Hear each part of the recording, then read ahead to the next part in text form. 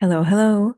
My name is Allison Coe, and I'm a hypnotherapist in Portland, Oregon, the USA. And I will be reading one of my recent hypnosis sessions. This hypnosis session was right before our election in November. And so it's not too old, but it's before some of the stuff happened in California and the election, etc. So it's a cool session. My only job here, besides my actual job of hypnosis, but my only job on YouTube is to spread hope. And I believe this session does that. You're going to get a glimpse today in what one side of a possible event looks like and what it looks like a few weeks after, what it looks like a few months after, and what it looks like a year afterwards for some of the few, seemingly few, that ended up staying on Earth. Now, I just wanted you to know that this is just one perspective and doesn't give a lot of answers as to where others went, okay, if they did leave. Please take everything with a grain of salt. Use your own discernment. There are dates given in this session, but of course, we don't put weight on those anymore. And they're just there. There's some other questions regarding the dates in here that help shed light on why we don't do that. Okay, so beautiful session here from my client who is a lawyer by trade living in Kentucky. Yeah, Louisville, Kentucky. And she mentions that in the session. And just a wonderful client. This is her second session with me. And I thank you from the bottom of my heart for letting me share this. We all need a little bit of hope right now. And lots of prayers going out to every single person in this world. If you're a praying person like I am, please start praying for everybody. My goodness, don't we all need it? All right. So enjoy and let's get started. And again, I'm reading both parts in case you're new to my sessions here on YouTube. All right, my client, she's opening up with she feels like she's outdoors. She feels very physical, and she says she's on 2 feet, she's in a human body, and then she says that she's in the front yard of her house, the house she lives in now. I said, "Okay, well, look around. Do you notice anything different, if at all, than what you would normally see?"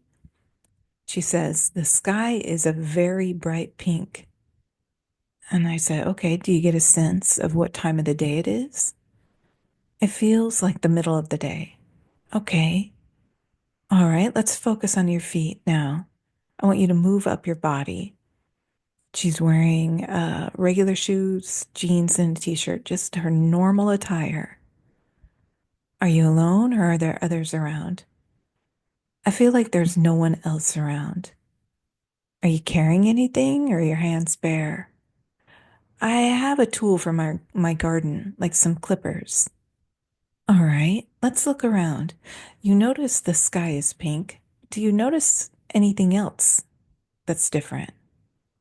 "Everything seems very still. It seems very empty, and it is quiet." "All right. Does anything draw your attention right now in this place?" "Yeah, it's like the same, but not the same. I'm not sure really how to describe it." "Okay. Do you see anything else in the sky? Ships at a distance, flying around?" "What can you tell me about these ships?" "They look like little silver ships, like spaceships." "Okay. Are you getting any kind of ideas to what they're doing in the sky?" "They seem like they're busy. They have things they're needing to do here. When I'm looking at them, they feel like this is really ordinary. Like I'm in my yard doing yard work, like I always do, but the sky is the new color, and there are these ships that I'm familiar with flying around doing work." Interesting. Okay. So this feels like it's been happening for a while. What is the work that they're doing, do you feel? "There's something with the earth. It's like a healing, Like they're part of the work on the earth now. The earth has shifted somehow. All right, what has happened since the earth kind of shifted besides them working and helping? As you look around or think about your day, how your time is being spent, do you notice anything else that's different? There feels like there are a lot less people. Like I feel like there's almost no people in my neighborhood. Okay. And do you get a sense as to what happened to them? They had to make a decision. And depending on their decision, then they had to leave. Do you get a sense of where they went?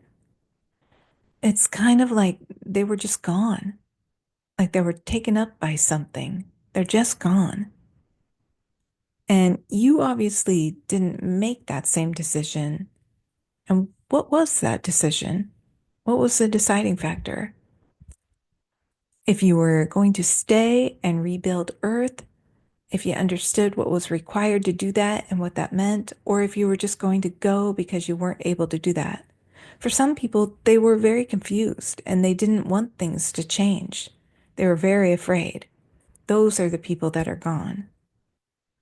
And were you surprised by anybody that did stay that you knew? I think that people are here that I expected to stay. Okay, how do you interact with them? What are your interactions like?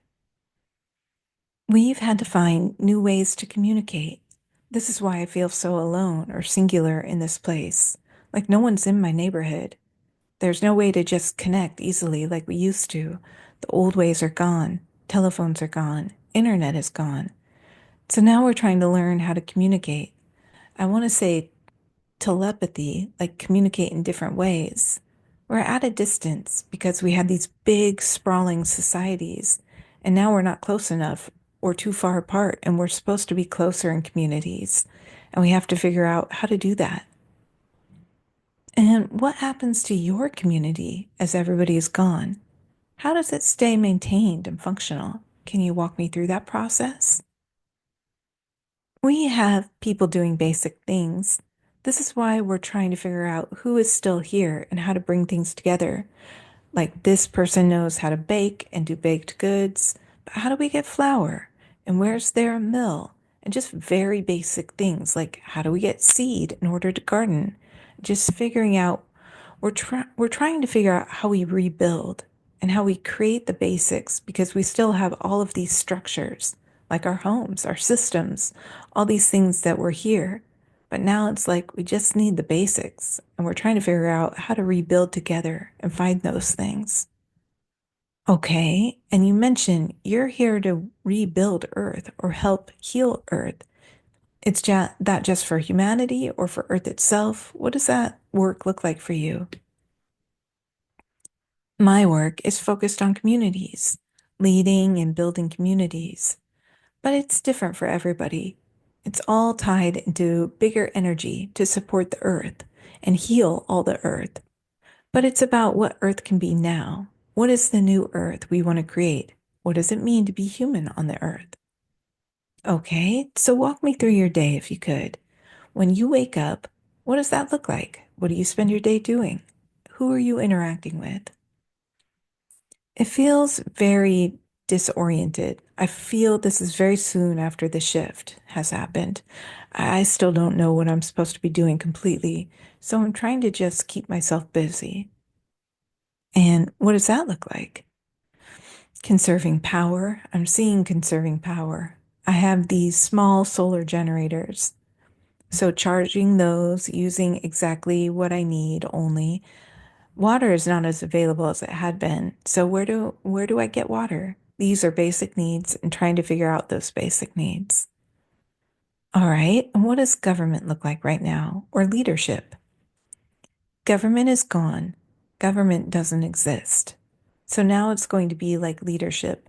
Who steps up to lead? But it's not like government systems anymore. Those are gone. It feels like the world kind of came to a standstill, and these systems we were so accustomed to are just gone. All right. I'm curious about how the financial system is then. Yeah, there's no need. There's no need for money. It's just basic needs, and money is not a basic need. So the people who are left behind, we are all just going to barter and trade skills and trade things like food and water and seeds and things that we have that other people need and clothing. We will just trade the things that we need. It's a different system. All right. Is there anything from the old that you kind of miss? TV, TV shows. All right. And is there anybody that you've been introduced to that you maybe didn't meet or know before?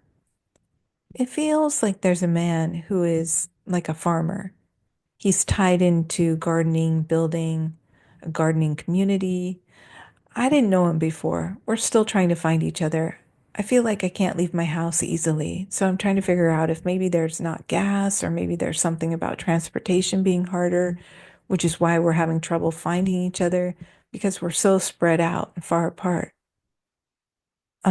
Interesting. Do you have a bike? I don't have a bike. So how do you get around? I'm mostly walking. With the abandoned homes around you, what do you do with that stuff? Well, so for me, I'm trying to figure out if anyone's there at all. Like I said, I think this is within maybe a couple weeks of this happening. I'm just figuring things out. So I'm at a point where it seems like no one is in these homes. So I'll start to go into the homes at some point to look for resources. It feels weird. Yeah, and yet not unprecedented, right? It happens. Yeah. And you mentioned the ETs, that you're kind of used to them now, even though it's only been a short amount of time. What are your interactions like with them? They seem at a distance, but it's like, I know they're okay. It's another thing I'm just not really sure about. What have you witnessed them do? They haven't come into my neighborhood or locally, so I really just see them flying really high up in the skies, going other places. Okay, well, let's find out what happens, shall we? Let's move forward in time. We're going to move to 6 months after this event by counting to three. 6 months down the road, and you could tell me where you're at. I'm in a building in a city. I think it might just be the city I live in, Louisville, Kentucky. And it's like I'm downtown with other people. We're kind of reconvening, and all of them come together. And now it's like we found each other after this event. And what kind of things are being discussed as you interact with each other? It's still a fairly small group of us. I think we're still trying to understand the scope of the numbers. Like there are maybe 15. 15 even sounds high. Like there's maybe 10 or 12 of us in this meeting room. We kind of stepped up to try and coordinate and organize for the people in our area. And what are some of the stories that you're hearing from others about what happened and how they've dealt with it? People are saying there were loud booms and bright lights. People were going into shelter, into cover, like in basements, trying to get out of the light, trying to get away from the sounds, trying to get away from the vibrations. But there wasn't really damage. Things are not damaged. Things are just as they were. So there wasn't destructive energy. It was just metaphysically impacting things. And so people were staying undercover. And then it got silent. And people felt like they could come out or come up. I feel like people were going underground as much as they could. We have a lot of basements here. So maybe that's what I'm seeing. And then it was like things looked the same, but there was the sky and there were these ships. And then we started to realize people were gone. And what is the talk about the ETs and the ships? People are saying that the ships came after. They weren't part of this event. They came after to help to support after the event. It was like they observed that this happened to Earth and humanity, and they knew that people were going to need help. And the people that are still behind, that survived the event, they're not afraid of these ETs, these aliens. And what have interactions been like? It's all telepathic communication. So, all telepathic communication with the ETs? They speak different languages, but of course, our language is different from theirs. But humans are learning now on the other side of this event, this new means of communication, which was innate to them and has always been there. But now we are remembering. Okay, so what are some of the things that they communicate to you that you've started to understand about this time and what they're doing? Or what are some of these communications? They're describing things around energy and regeneration and growth. There's a density on Earth, historically, that's made these things very physically innate. And they're trying to explain to us these other ways, these other energies that we can bring into these types of systems that we've not had here in the past. And is it easy for you to kind of use and incorporate those systems? It's somewhat difficult for us to wrap our minds around, which is why we need so much help from these other beings. And then what does that help actually look like? Is it just them explaining it to you? Or do they show you how exactly to do it? Do they take you through step by step? Can you take me to one of those interactions that you've had? Well, so at first they're telling us, and then they show us. They show us how. But then I think unless we can find the right people connected within our community, we can't build it unless we have some help. And that help comes from them or each other or what? Yes, from them. Okay, can you give me an example of one of the things you've witnessed them help you with and the changes they've been able to make? Well, one thing is just healing, like just instantaneous healing. And it's just an energetic system, and you step into it like a pod, and you close the door, and this energy surrounds you, and it instantly heals everything. It's an instantaneous healing. This is one of the things they showed us. And is that just physical healing or mental, emotional? What is it? It's all healing. Have you used it? I think all of us that are still here are using it because there's so few of us now. We have to heal everything to be able to work together and move forward. Beautiful. And what are some of the things that it's helped you with? I have a lot more energy all of the time, and I don't worry about the past. The past doesn't matter. I just feel confident and secure, and I've just released everything from the past. But it's so different now because so many people are gone. And so I'm being shown now that it's like they transitioned like a death. But it was different because not all of these people technically died. But it's because our experience of physical death has changed. So it's like a death in that your soul, these souls are no longer here. They transitioned, like their spiritual self. Their soul transitioned, just like a physical death on earth. But it wasn't really a physical death because it wasn't about these people dying. It was about the consciousness of the earth shifting. So for them, it was peaceful. They were afraid, but they were fearful because they didn't understand what was happening. But the transition was peaceful, and they're just on the other side in another energy with their soul, just like they would have been as if they had physically died. Wow. Okay. And do you ever hear from them? It's different now. So prior to the event, I would talk to my family and spirit guides that had passed on the other side, like I could hear their voices. Now I'm trying to feel what the connection is like. It's like we're more interconnected, like there's more connection to spirit. It's as if I can see them and observe them as energy, but they're in a different place, and they can see me and observe me as energy, but I'm in a different place. It's a different type of connection to spirit. It doesn't feel as distant. Okay, interesting. I was curious about your spiritual connection, how that has maybe shifted or changed since this event took place. Yeah, it is innate now. Like there's just inner peace, there's inner knowing, there's no separateness. It's like all these levels of consciousness have merged, is what it feels like. That's why there's no concern about these other beings from these other planets, because we understand that's part of the universe, and that's part of universal energy, and that's part of spirit, and that's part of everything. and how we're all tied together. It's like Earth became part of the galactic community that we previously, prior to the event, often acted like didn't really exist.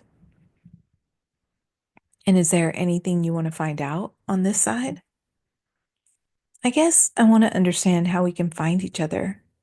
That seems like the hardest part, finding people when all of our communication systems no longer exist. Okay, and how does that seem to take place? We can move forward in time to find out if you'd like. Okay, okay, let's move again to 1 year after this event. At the count of three, we're moving to 1 year and what's happening now.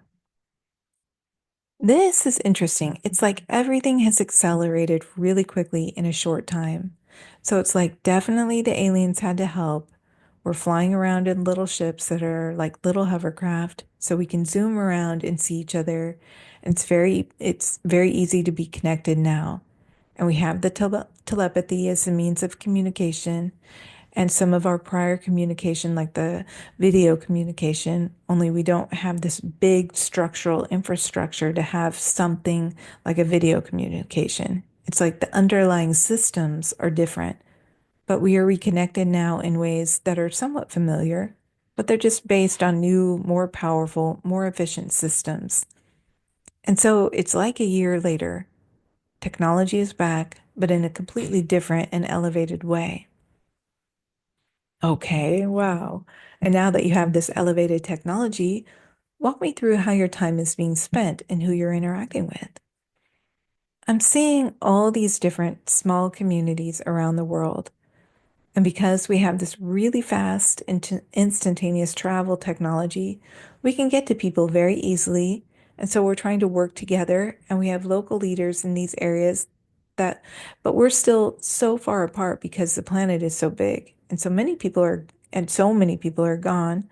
So we've all come together in communities in different ways. And now we're trying to figure out how this will be structured, what this will look like moving forward. Oh, that's pretty fun now that you can communicate and connect. And are there some wonderful beings that you're communicating with that you're so happy about that you'd like to tell me about, or no? Yeah, there are some people in Europe and in Africa in particular. There's just lots of really good plans for people. It's all very focused on taking care of people, taking care of humanity.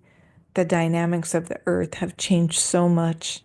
A year later, we understand what it's really going to stay, or that it's really going to stay this way. And so we can rebuild whatever we want. All of those old systems, all the negative, oppressive old systems, they're all gone. And we realize it's really true. And so now we get to envision whatever we want for the world and create it. Beautiful. And what is it that you want for the world? First of all, happiness and fulfillment. So, how do we just support and sustain people in being joyful in their lives? None of us want to really create these old oppressive systems. We have amazing technologies now that can easily do a lot of the hard work to support us, and we can have these very self-sustaining systems where people just enjoy their life and have creativity and share information and share ideas. People are trusting each other. There's not like this us versus them mentality. There's not this fighting. There's not the really bad negative things that were happening prior to the shift. How have your interactions with the ETs changed since you have accessed higher level communications and technology? They are not here on the planet the way they were in the beginning. They don't have to be here now. They've helped us to integrate these systems into our regular day-to-day being, but now the thing that we're attached into is the concept of the bigger galactic council, and so Earth wasn't present, like Earth was being observed by the galactic council. And now we actually have a seat at the galactic council, and we are a voice there, and we are part of it because Earth has ascended. So we're no longer like a test that's being observed by other beings and other planets. Now we're part of the system. Well, that's exciting. And how has your role shifted? What do you do with your time and your energy and your efforts? So I was at first very grassroots. So very much just on the ground, getting resources together, finding people, connecting people, getting them to resources, helping them to build little communities amongst themselves. And so I was this early voice for helping people get together and helping them to process what happened.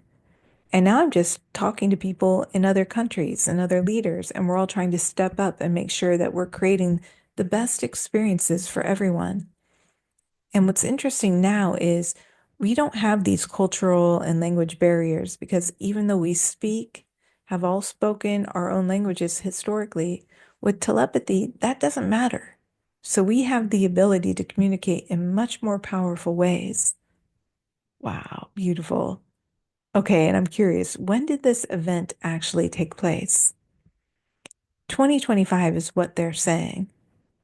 Very good. And what were some of the things that happened before this event took place? Some of the things that occurred maybe between the election and this event. Well, there's just lots and lots of turmoil.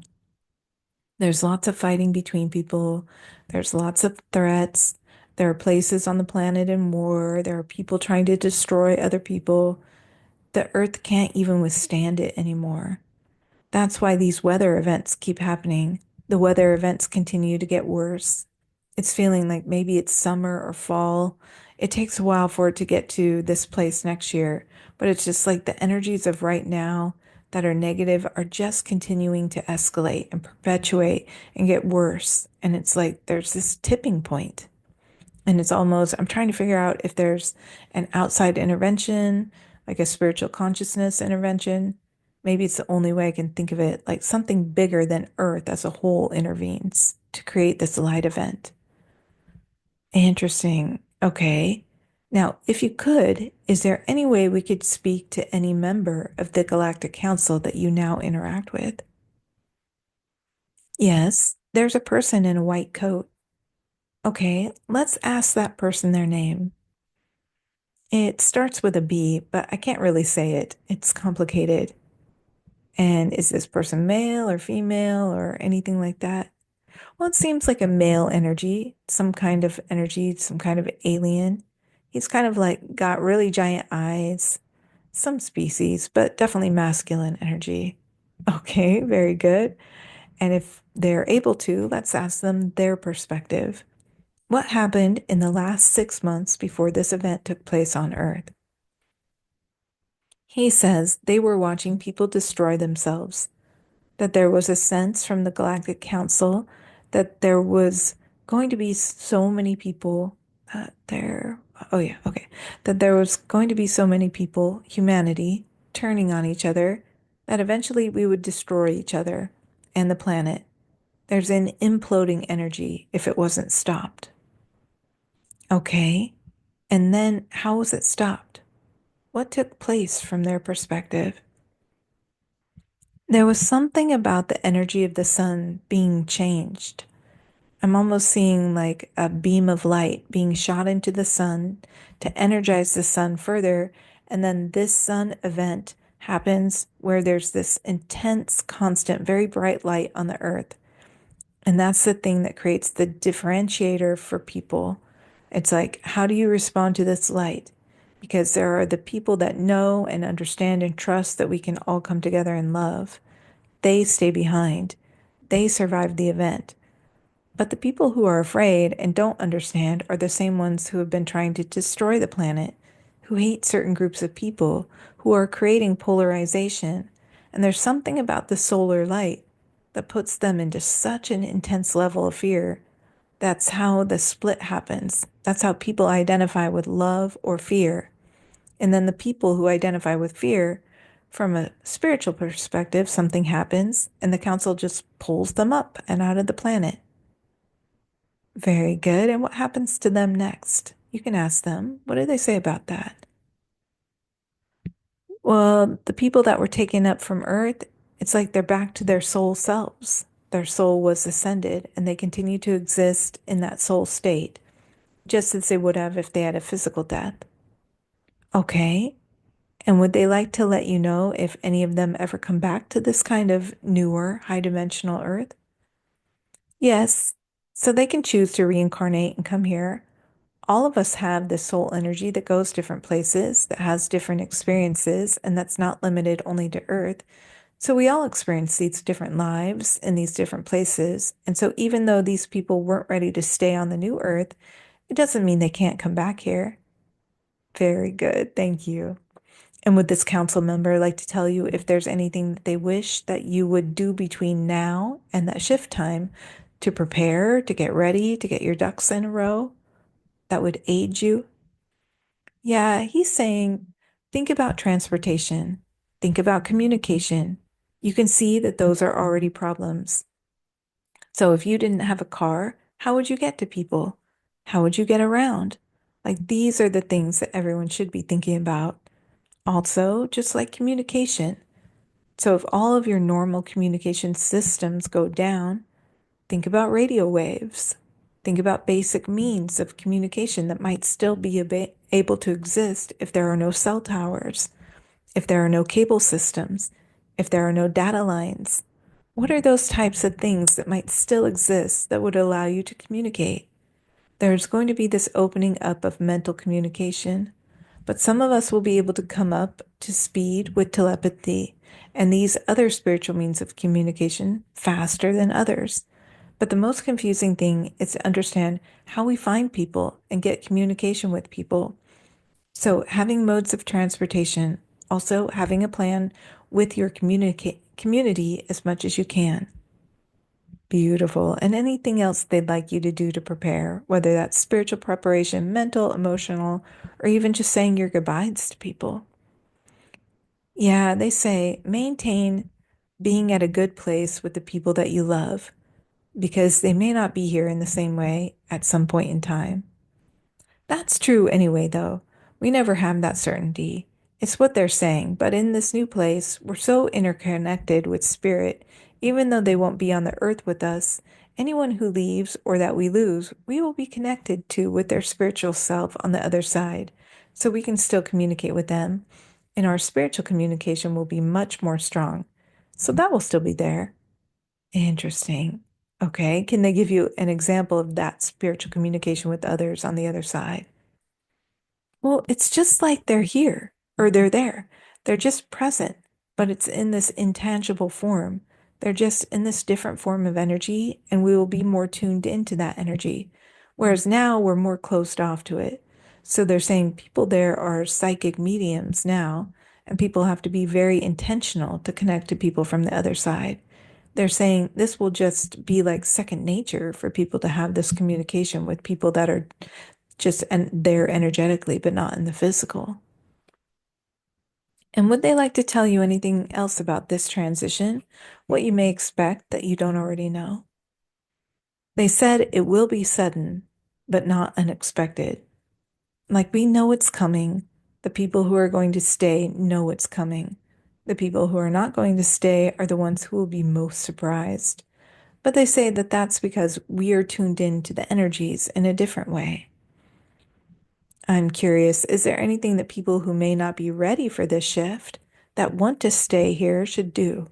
What messages would you give them, if any, that would encourage them to get prepared to stay? Well, I think it's coming from a place of the heart.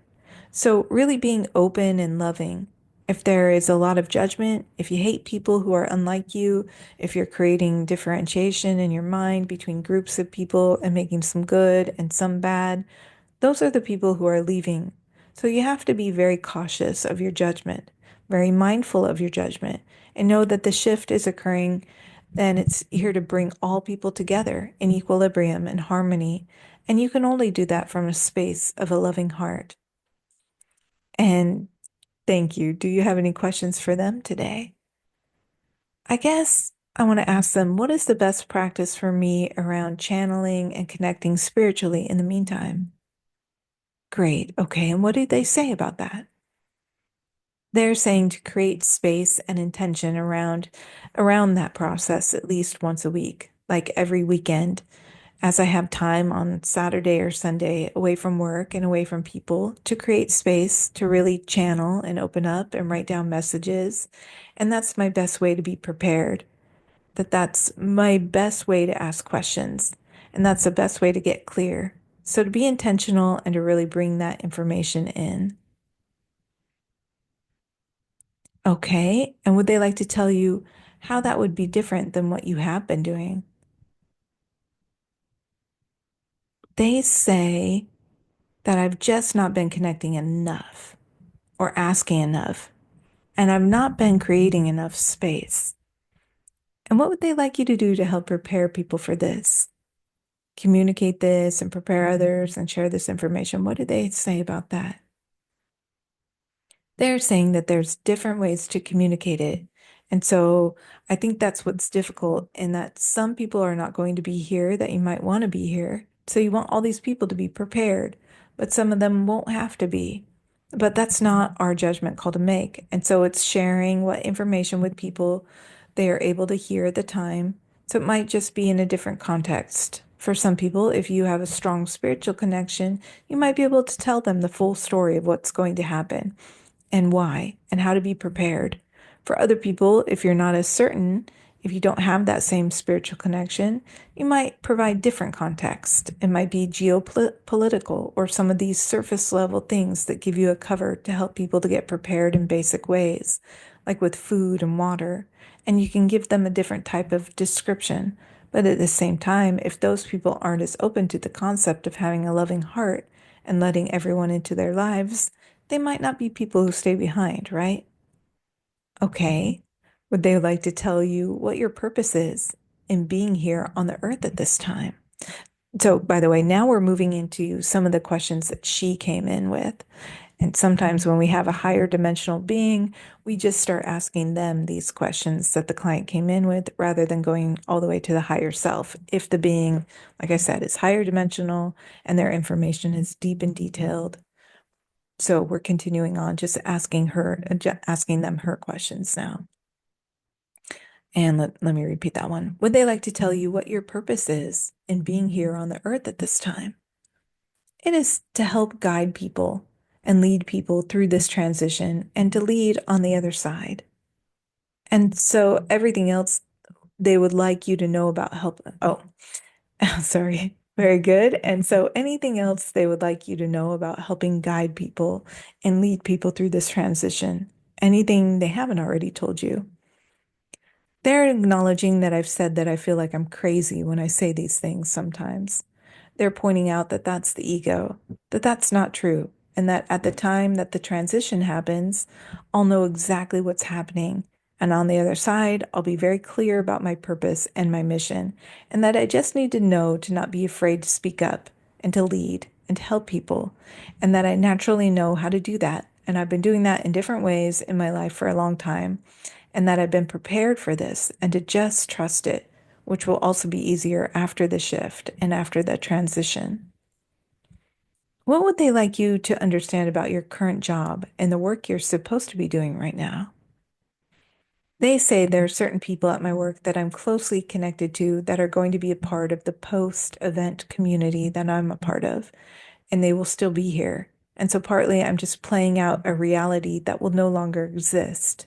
Yes, these are systems that will no longer exist. And because I'm somewhat aware of that, becoming more aware of that, it's frustrating. But that there is a purpose to be connected to these other people that are going to be very important to all of our work and to all of our local community here on the other side of that transition. And would they like to tell you who some of those people may be? So she gives a couple names here of coworkers. Okay, and is there any specific thing that they would like you to communicate to those individuals? They want me to communicate to them to be prepared and what they need to do to be prepared. All right, and what would they like you to understand about the timeline? Of course, they said this could be next year, 2025. Anything else they would like you to know about the variability of that timeline and what you should do or understand if it even goes beyond that or if it will go beyond that? They say that Earth time is very different from any other time space continuums or systems in the universe, that humans like finite time and defined time more than any other beings in the universe, that things are not that exact and not that definable. So everything is an estimate, everything is a maybe. All of this is leading in this direction, and it is accelerated in a way that it's looking like it's going to happen sooner rather than later. Sooner rather than later to us means in the next year previously. Oh, previously we might have said 5 to 10 years, but it could be sooner or it could be later than the 1 year that we've said. Just because it's, Earth time, human time, which is not definable from the perspective of the broader universe. So it is flexible and it depends on what happens with humanity and what is observed and when we feel like things have hit a tipping point. Okay, so if this does go on and on and on, what is the maximum that it could go to?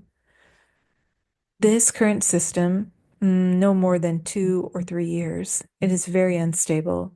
We would be very surprised if it went to 2 years. Okay, and if it does go to beyond 2025, what would they like you to do or shift in your life that they haven't already given you advice for?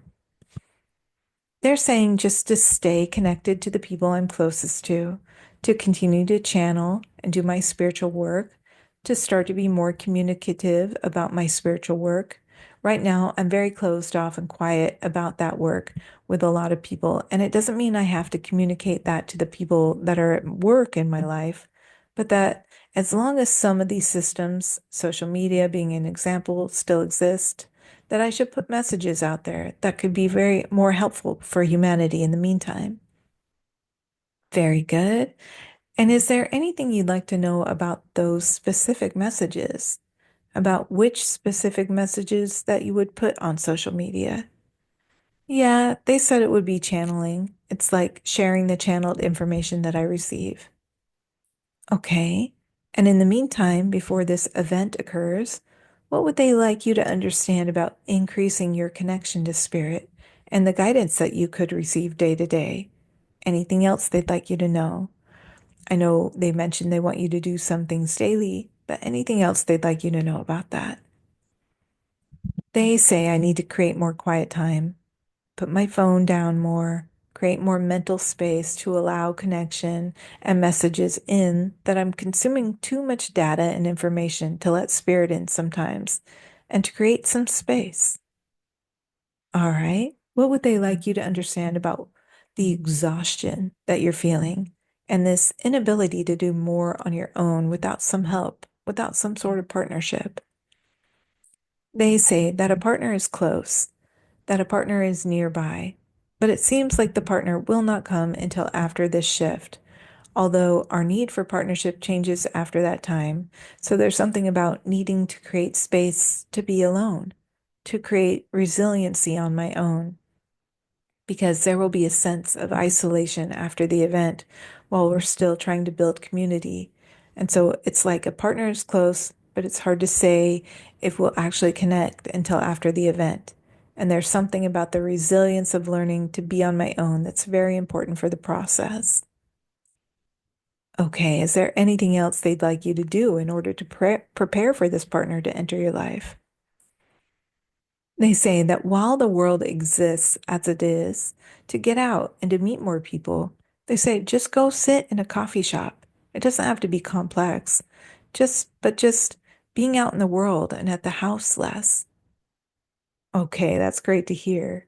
Anything that they want you to know about, why you've gone through this trend of so much grief and loss this year, what that's been preparing you for, if anything at all. It's been preparing me for the loss that's going to occur for this event.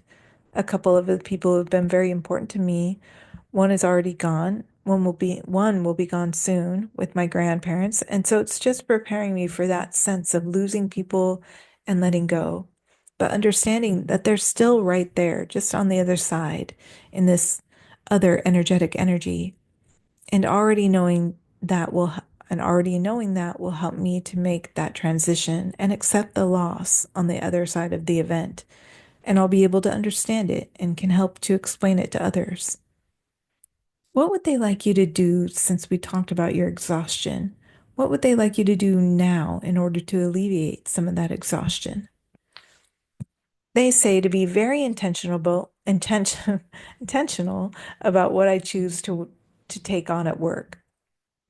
The current system that I am in has a very limited purpose for me, and that's mostly about learning how to connect with people and lead people. But it's also about keeping those close connections that are going to be important for the other side of the shift. So, not overcommitting, not overworking for the sake of proving value or worth, because these systems do not measure value and worth. They also say take time for rest, make time for rest, and be okay with that. And they say, find a way to clear out all of my busy thoughts before I go to bed at night. Maybe write them all down on paper to clear it out so I get better sleep. Good idea. And what would they like you to do to not feel so alone in the responsibilities that you do have between now and when that partnership may come? They say to reach out more to my friends and ask for help. I tend to do things alone and not ask for help. So they're saying to reach out, that I have a lot of people around me who want to help me, who are very supportive of me, and just not being afraid to ask. What would they like you to understand about the shift that has taken place in your group of friends that feel more distant to you right now? There's like an oh man, I cannot read today. There's an intentionality around needing space because, oh my God, let me start over. Okay, what would they like you to understand about the shift that has taken place in your certain group of friends that feel a little bit more distant right now? There's an intentionality around needing space because some of them may not be here on the other side of the shift. They're all in their own stages of transition and understanding right now. And so having that distance helps to adjust to the loss that may potentially happen. There's kind of this nebulous in between energy that some people are in right now. And it's hard to know if they will stay or if they will transition across. And so it's just creating some space and distance so that that loss does not feel as distinct. Very good. Are there any friends that they would like you to know may stay versus go? And they, by the way, they give her a name that this person will definitely stay and the others are in transition and it's not yet known. And I ask, okay, do they have any recommendations for what you should share or not share with your friend group before the shift happens?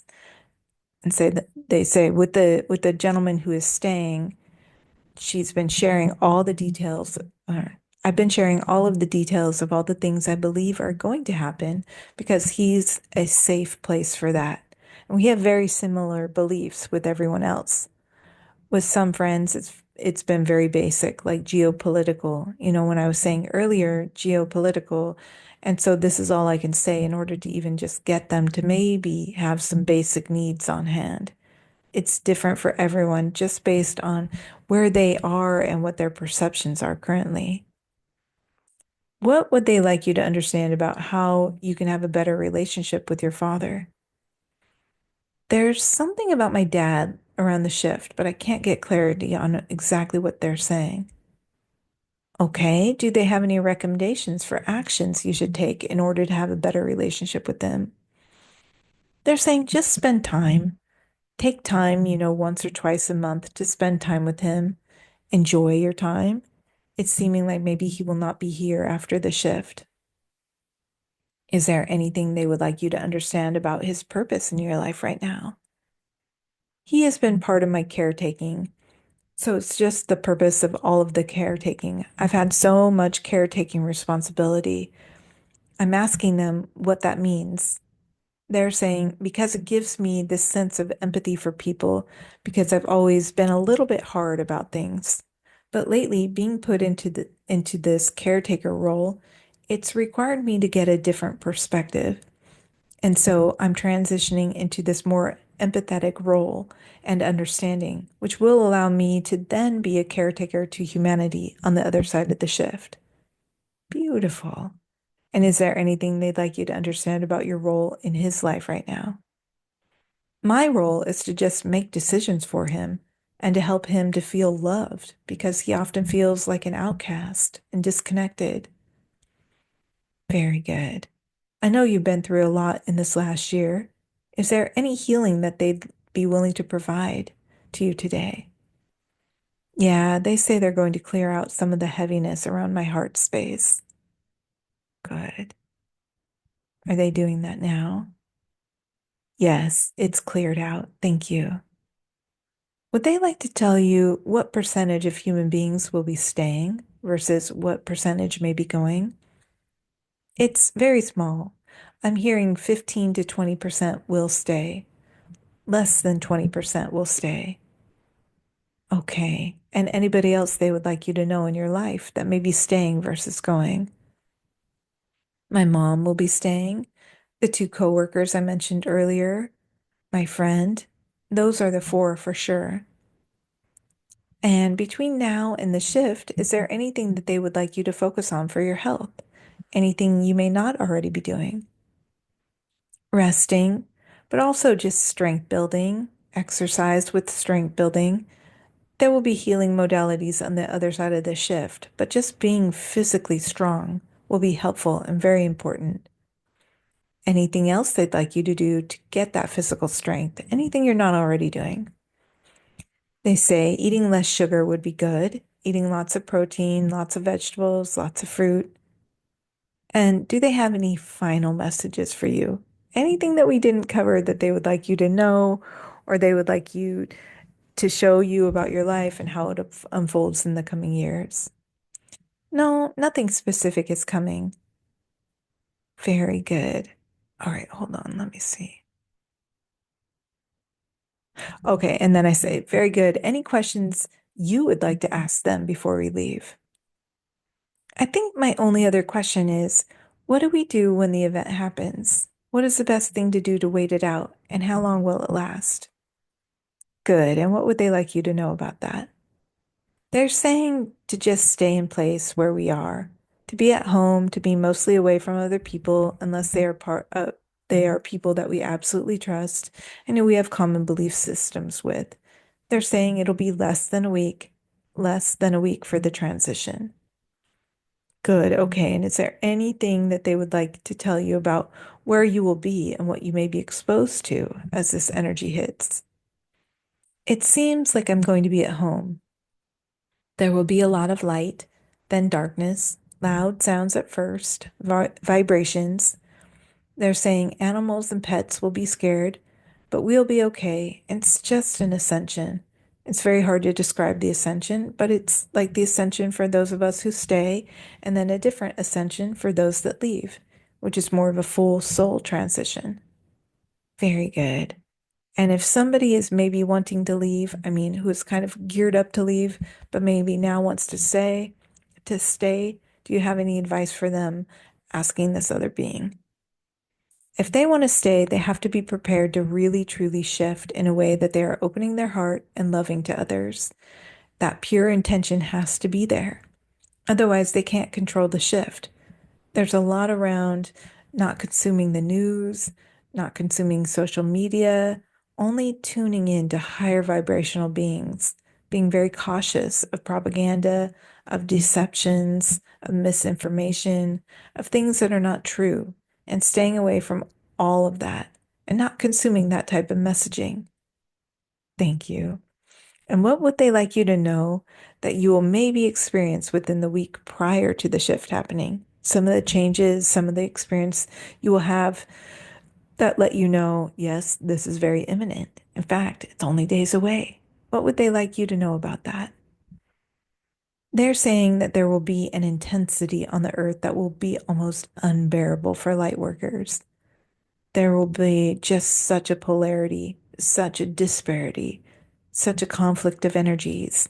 And it's like that intensity of energies is what's causing such a disruption of planet Earth itself. That's what's causing the weather events. So, all of the things that we're experiencing right now politically and fighting within humanity and with all of the weather events, it will be even more extreme. And especially the political issues and the fighting amongst humanity is going to reach a fever pitch. It feels unbearable. And then the earth has a physical reaction to it, which is what's causing the earth events. So there's just this extreme intensity, and it will feel unbearable and shocking that the world is at that place and that's when it's coming. Thank you. And do they have any final messages for you before we end our session? Just be prepared, as they've talked about. That's all. And to really think about food, water, transportation, and communication. Those are the big things. And that is the end of this amazing session. All right. So, lots to think about, some food for thought, and some things, some action steps you can take. And maybe some action steps not only for things you can have on hand, but also ways to prepare yourself if you want to stay. Treat your neighbor as you treat yourself, right? Love one another, spread that love, connect, right? And beautiful session. Thank you to my client for letting me share this. And I just want to send a big love bomb to all of you out there. I'm so glad you're here today listening to this session. I'm so glad you resonate with this work. And we all need each other at this time. We all need each other. So thank you. Thank you. Thank you. Sending so much love your way. Bye bye.